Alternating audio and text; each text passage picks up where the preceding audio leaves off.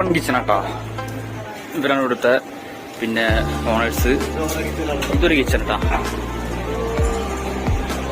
Open കിച്ചണാണ്, നല്ല വൃത്തിയില്ല. ഇത് പാർസലേരിയല്ല,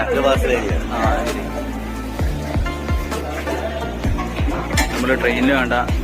ഈ ഏട്ടറാണ് നമ്മളെ പിന്നെ കഴിഞ്ഞ ദിവസം റെയിൽവേന്ന് എടുത്ത് ബുക്ക് ചെയ്ത്.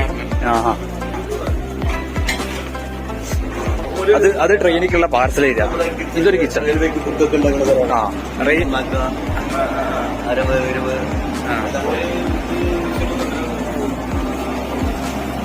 ഇതാട്ടോ റെയിൽവേക്ക് ഫുഡ് പാക്കേജ് ചെയ്യുന്ന സ്ഥലം.